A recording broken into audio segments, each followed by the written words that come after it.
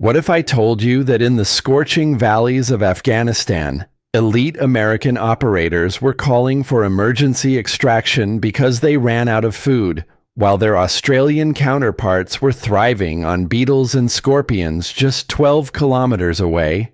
Sounds impossible, right? The most powerful military on Earth, with its billion-dollar supply chains and cutting-edge logistics, watching their soldiers go hungry while Aussie commandos feasted on insects they plucked from the rocks. But here's the kicker. This wasn't some survival show stunt or a one-time fluke. This was standard operating procedure for the Australian SAS, and it drove American commanders absolutely mad. You're about to witness one of the most shocking philosophical divides in modern special operations history. We're talking about two allied nations fighting the same war in the same mountains with completely opposite approaches to one of warfare's oldest problems. How do you feed your soldiers when the enemy controls everything around you? The Americans built the most sophisticated military supply network humanity has ever seen. The Australians said thanks, but no thanks, and ate the desert instead. And the results? They'll blow your mind. I'm about to show you classified incidents, leaked training reports, and testimonies from operators on both sides that reveal a truth nobody wanted to admit. Sometimes the most advanced technology in the world can't beat a man who knows how to catch his next meal with his bare hands. We'll dive into the legendary 2012 training disaster that left U.S. Marines humiliated in the Australian outback, the emergency resupply calls that compromised entire missions, and the insects, yes, actual insects, that gave the Aussie SAS a tactical advantage worth more than any piece of equipment. But this story goes way deeper than just food. We're talking about two competing visions of what makes a soldier truly unstoppable.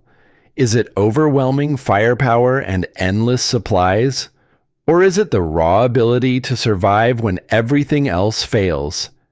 The answer might terrify you, because it challenges everything we think we know about modern warfare. So buckle up, because by the end of this video, you'll never look at military logistics or a roasted locust the same way again. Trust me, you need to see this through to the very last second. The radio crackled in the ops room at Camp Russell, Tarin Kowt, Uruzgan Province. It was August 2009, 43 degrees in the shade, and a U.S. Marine recon patrol was calling for emergency resupply. Day 6 of a planned 14-day operation. They were out of MREs. The Australian SASR liaison officer sitting across from the American commander didn't say anything at first. He just looked at his watch, then at the map, then back at the radio. The American commander expected sympathy. What he got was a raised eyebrow. The Aussie asked a simple question that would echo through special operations circles for years. Why didn't you just eat? The American thought it was a joke. It wasn't. In an adjacent valley, barely 12 kilometers away, an SASR patrol had been operating for 15 days straight. No resupply, no helicopter visits, no care packages. They had started with half the food weight the Marines carried, and they were still going strong. The difference wasn't training or toughness, or even luck. It was philosophy. The Australians believed that logistics were a leash, and they had spent 50 years learning how to slip the collar. The Americans believed that logistics were the backbone of modern warfare, and they had built the most powerful supply chain in human history. Both were right. Both were wrong. And in the mountains of Afghanistan, that contradiction was about to get people killed. The story starts decades earlier, in a jungle that had nothing to do with the Middle East, Vietnam, 1967.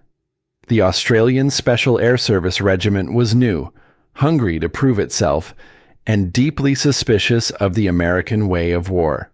They watched U.S. forces arrive with enormous logistics tails, mountains of supplies, hot meals flown in daily. The Aussies got 3/4 of the rations, half the ammunition, and a simple instruction from their commanders: make it work or don't come back. So they learned from the only people who knew that jungle better than Charlie. Aboriginal trackers from Australia's Northern Territory, men who could find water in a desert and food in a wasteland. The lessons were brutal and simple. If you can't carry it, you don't need it. If you need it, learn to find it. If you can't find it, learn to take it. The first SASR patrols to adopt bushcraft doctrine were considered reckless by conventional standards. They discarded 60% of their issued rations before insertion. They carried fish hooks, wire snares, salt tablets, and a keen knowledge of what could be eaten and what would kill you. When a patrol ran out of food on day 8 of a 21-day mission in Puak Toi province, nobody called for extract. They ate cicadas, roasted beetle larvae, trapped monitor lizards, and boiled python meat over smokeless fires made from dry bamboo.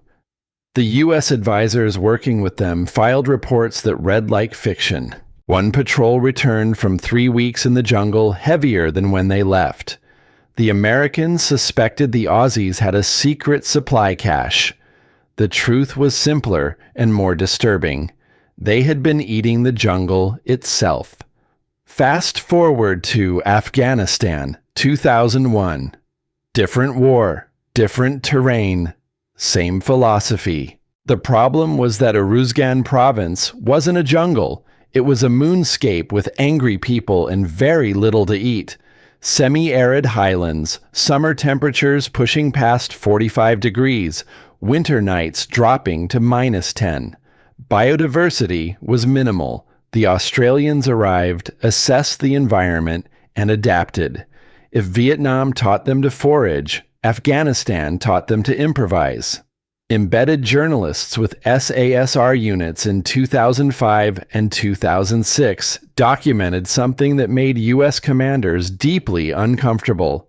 The Aussies were eating insects, not as a survival stunt, not as a last resort, but as routine protein supplementation on extended patrols. Locusts were the easiest. Afghanistan had them in biblical quantities during certain seasons. SASR operators would catch them in the early morning when they were sluggish from the cold, pull off the wings and legs, roast them over hexamine tablet flames. The taste was described as nutty, crunchy, not pleasant, but not unbearable. More importantly, they were pure protein and required zero logistical footprint. Scorpions were trickier. You had to remove the tail and venom gland completely, then roast the body until it turned dark. The flavor was compared to crab or lobster, and several operators admitted they actually enjoyed it. Camel spiders, those nightmare fuel creatures the size of dinner plates, were considered emergency rations only. Toxic if undercooked, and the taste was reportedly vile even when prepared correctly. But insects were just one piece of the puzzle. The SASR approach to food in Afghanistan was a hybrid of ancient bushcraft and modern pragmatism. They purchased live chickens from villages, carrying 2 or 3 birds in makeshift cages attached to their packs. The chickens served dual purposes: fresh eggs during the patrol and meat when needed. They traded small amounts of ammunition and medical supplies for dried fruits, almonds, and walnuts from local farmers. They hunted feral pigeons in the ruins of bombed-out compounds. They set paracord snares for hares in the pre-dawn hours. They fished in irrigation canals using improvised hooks and line. It wasn't gourmet, and it wasn't safe by Western medical standards, but it worked. Patrols that were supposed to last 10 days stretched to 20. Operations that should have required 3 resupply drops ran on 1 or none. The contrast with U.S. forces was stark, and it created tension. American Special Operations units, whether Marine Raiders, Army Rangers, or MARSOC, operated on a completely different logistical model. The standard combat load for a 14-day patrol included 21 MREs minimum, 3 meals per day for 7 days, with the assumption of at least one resupply within that window. Each MRE weighed 680 grams. The math was simple and brutal. Just feeding one operator for a week meant hauling nearly 14 kilograms of packaged food. That was before water, ammunition, explosives, communications gear, batteries, and medical supplies. The total load often exceeded 50 kilograms. Mobility suffered. Speed suffered. Stealth suffered. The dependency on packaged rations created a vulnerability that SASR commanders had spent decades trying to eliminate. Resupply meant helicopters. Helicopters meant noise, thermal signatures, and blown operational security. Every supply drop was a flashing neon sign telling the enemy exactly where you were. The Americans accepted this trade-off because their doctrine was built on overwhelming logistical superiority. You didn't sneak around for 3 weeks eating bugs. You hit hard, you hit fast. And you had an entire military supply chain ensuring you never ran out of bullets or beans. It had won the Second World War, the Gulf War, and the initial invasion of Afghanistan. But it struggled with the kind of long-duration, low-signature reconnaissance missions that became critical after 2005 when the Taliban adapted to American patterns. The 2009 incident in Helmand Province became legendary in special operations circles. A U.S. Marine recon element, 12 men, inserted for what was planned as a 2-week surveillance mission on a suspected Taliban logistics route. They carried food for 7 days, plus emergency rations, expecting resupply on day 8. The resupply was delayed due to weather, then delayed again due to higher priority missions. By day 6, they were rationing their last MREs, down to 1 meal per day. The patrol leader faced an impossible choice: call for emergency resupply and compromise the mission, or continue and risk operational effectiveness degrading due to hunger. He called for the bird. The helicopter came in, dropped supplies, and left. Within hours, the Taliban knew someone was watching that valley. The mission was scrubbed. In the adjacent valley, an SASR patrol had been operating for 15 days. They started with lighter packs, less food, and zero expectation of resupply. They supplemented their reduced rations with local procurement, foraging, and opportunistic hunting. When the Marine Recon Patrol extracted, the Aussies stayed for another 9 days. Total mission duration: 24 days on the ground with 1 initial insertion and 1 final extraction. No helicopters in between, no thermal signatures, no noise. The Taliban never knew they were there. The intelligence gathered was comprehensive and actionable. When both patrols returned to their respective bases, the Marines filed standard after-action reports. The Australians said nothing publicly, but word spread. American operators started asking uncomfortable questions. The philosophical divide ran deeper than tactics or training. It was cultural. The United States military was the most technologically advanced fighting force in human history, built on the principle that superior logistics and firepower could overwhelm any enemy. The Australian SAS was born from a different tradition. Small island nation, vast empty interior, history of fighting far from home with minimal support. They learned early that you couldn't count on the supply chain because the supply chain was usually an ocean away. You learned to be self-sufficient or you died. That mindset, forged in the deserts of North Africa and the jungles of Borneo and Vietnam, never left. Even when Australia became wealthy and could afford better logistics, the SAS retained the old skills. Not out of nostalgia, but out of hard-earned paranoia. Technology fails. Bureaucracy fails. Helicopters crash. radio batteries die. But knowledge, once learned, stays with you until the end. The training difference was profound. Every SASR candidate who made it through selection faced the escape and evasion phase, a 7-day nightmare designed to strip away every modern comfort. No food provided, none. Water sources were marked on a map, but you had to navigate to them while evading a hunter force equipped with helicopters, dogs, and thermal optics. The pass requirement was brutal. Maintain body weight above 85% of your starting weight. That meant you had to find calories or you failed. Candidates learned to identify 15 different edible plant species in the Australian bush. They learned which insects were protein-rich and which were toxic. They learned to construct wire snares and deadfall traps. They learned smokeless cooking techniques that left no thermal signature. The course had a 30% pass rate, and it was considered the ultimate filter. If you couldn't feed yourself for a week in the bush, you had no business calling yourself Special Air Service. U.S. Special Forces went through SERE school, Survival Evasion Resistance Escape, which was legendary in its own right but fundamentally different in focus. The course lasted 3 weeks total, but only 5 days were spent in the field. Food provided was minimal, typically 1 live rabbit shared between 4 students, plus whatever could be foraged. But 60% of the training time was devoted to interrogation resistance, prisoner handling, and psychological conditioning. Only 40% focused on pure survival skills.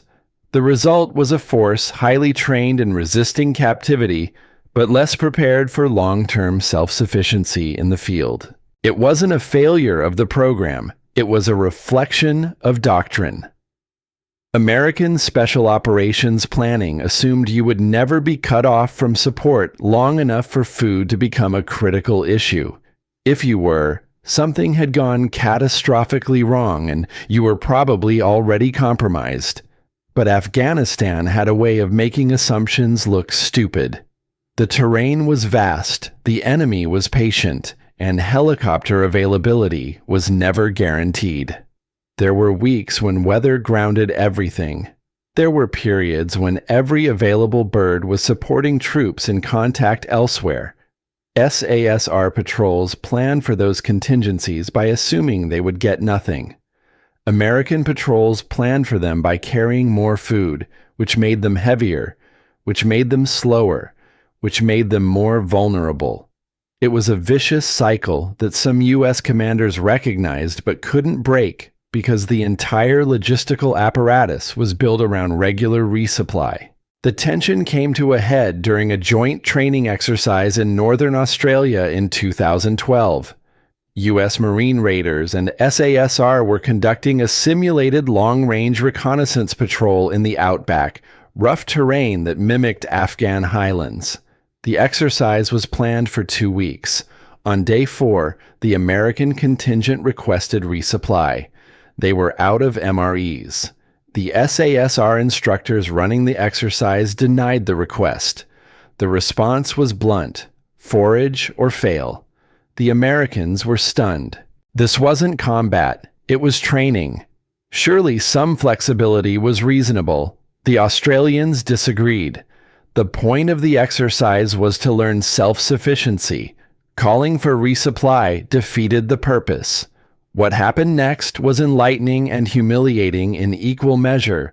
The SASR instructors gave a 4-hour crash course in bushcraft, edible plants, insect preparation, water sourcing, trap construction. Then they turned the Americans loose. 60% of the Marine raiders could not successfully identify edible plants even after instruction. Several got sick from improperly prepared insects.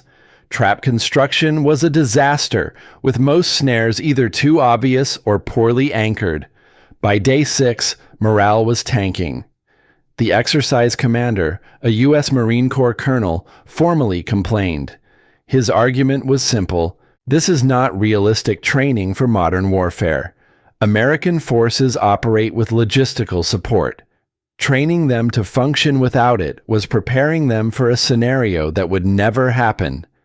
The SASR response was equally blunt and far more cutting. Vietnam was 50 years ago, and we are still using the same skills. Technology has not made those skills obsolete. It has made them more valuable because everyone else forgot them. The exercise continued.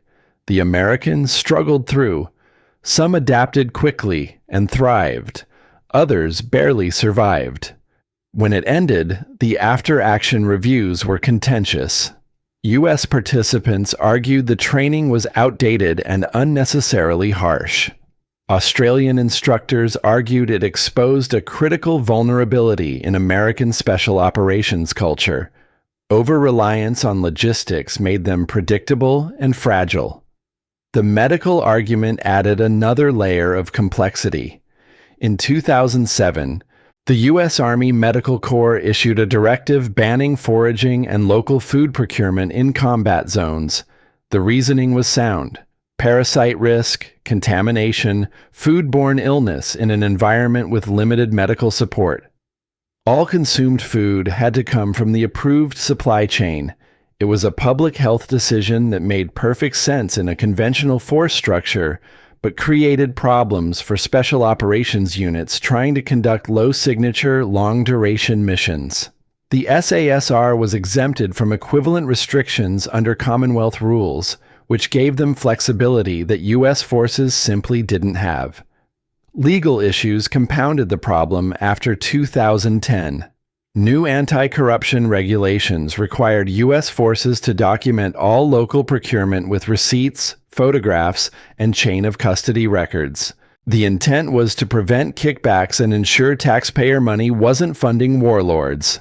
The unintended consequence was that buying a chicken from a village farmer now required paperwork that could take hours and potentially compromise operational security.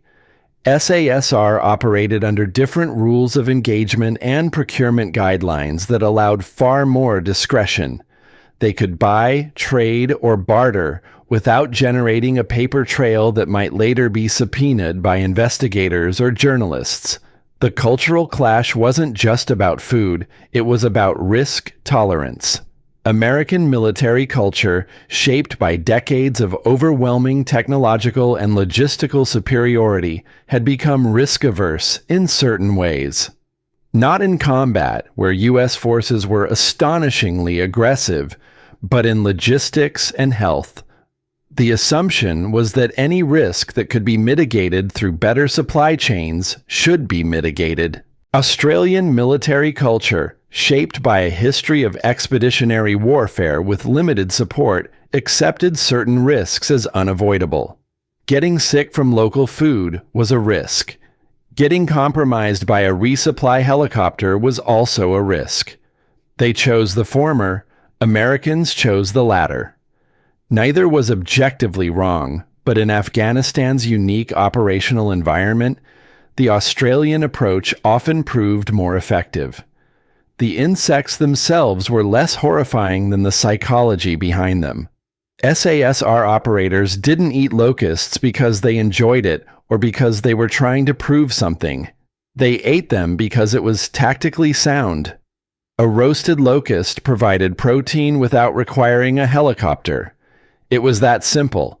The horror, from an American perspective, was not the act itself, but what it represented. A willingness to endure discomfort and risk in exchange for operational independence. U.S. Special Operations culture prized comfort less than conventional forces, but it still assumed that technology and logistics could eliminate most suffering. The Australians assumed suffering was inevitable and planned accordingly. There were moments of genuine admiration mixed with attention.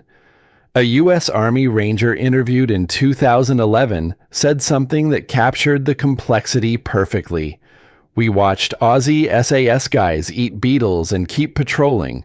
We were on our last MRE and calling for extract. Made us realize we were trained to be dependent on logistics. It wasn't said with bitterness, but with a kind of resigned recognition. The American system worked brilliantly when it worked. When it didn't, there was no backup plan. The Australian system assumed the backup plan was the primary plan. By 2013, as the war in Afghanistan wound down, both sides had learned from each other. Some U.S. Special Operations units, particularly MARSOC, added extended survival modules to their training pipeline in 2015. The focus shifted slightly toward learning insurgent food sources and operating in logistically denied areas. It wasn't a full embrace of Bushcraft doctrine, but it was an acknowledgement that reliance on packaged rations created vulnerabilities.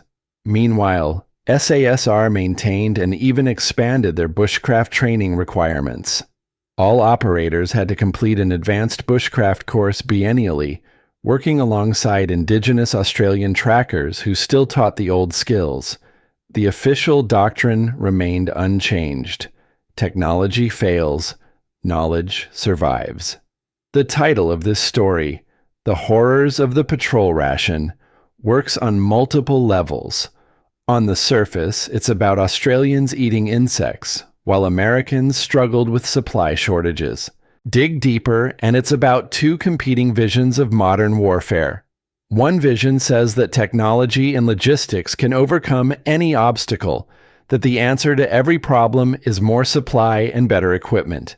The other vision says that self-sufficiency and adaptability are more valuable than any piece of gear, that the answer to every problem is better trained humans who can function when everything else fails.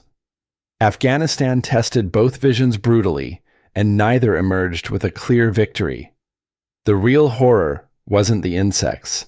It was the realization that 50 years of technological advancement hadn't solved the fundamental problem of how to keep soldiers fed in hostile territory.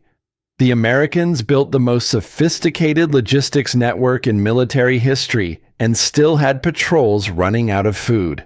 The Australians rejected that network entirely and ate scorpions instead. Both approaches had body counts attached. American resupply helicopters drew fire. Australian operators got parasites. The question wasn't which system was better in some abstract sense, it was which risks you were willing to accept.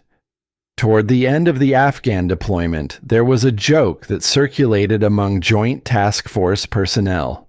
An American and an Australian are on patrol. They run out of food. The American calls for resupply. The Australian catches a locust. Both survive, but only one of them had to explain to headquarters why they needed a helicopter. It was funny because it was true.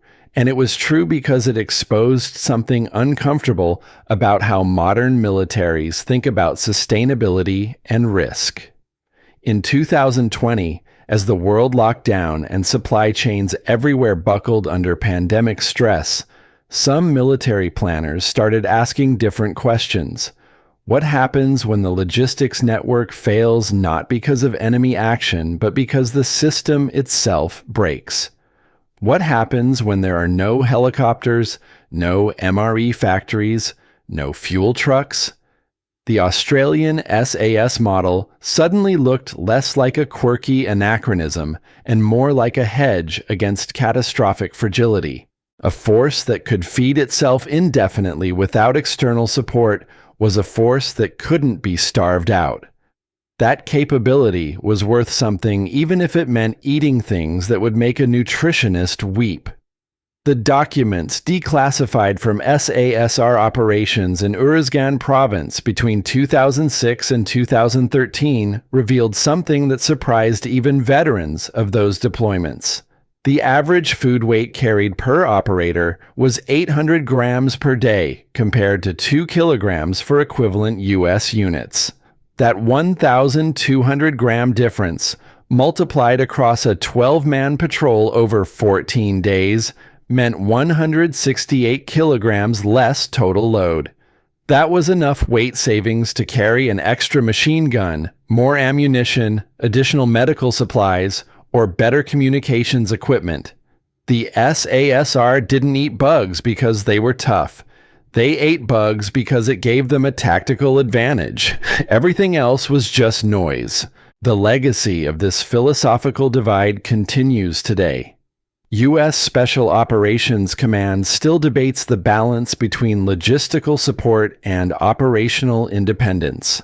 SASR still teaches bushcraft to every candidate. The gap has narrowed, but not disappeared. When American and Australian Special Operations forces train together now, there's mutual respect, but also mutual bewilderment. The Americans marvel at the Australians' tolerance for discomfort and their casual relationship with risk. The Australians marvel at the Americans' faith in technology and their assumption that help is always coming. Both are probably right to marvel because both approaches seem slightly insane from the other's perspective. If you want to understand the difference between these two military cultures, don't look at their weapons or their tactics. Look at what they eat and how they get it. The Americans eat food that was packaged in a factory 6 months ago and flown 6,000 miles to reach them. The Australians eat whatever is within arm's reach and complain only if it tastes particularly bad. Neither system is perfect. Neither system is foolproof. But in the mountains and deserts of Afghanistan, that difference meant something. It meant missions that succeeded or failed. It meant helicopters that flew or stayed on the ground. It meant operators who kept going or called for extract. The horror of the patrol ration wasn't the bugs. It was the realization that after billions of dollars and decades of innovation, war still came down to whether you could find your next meal.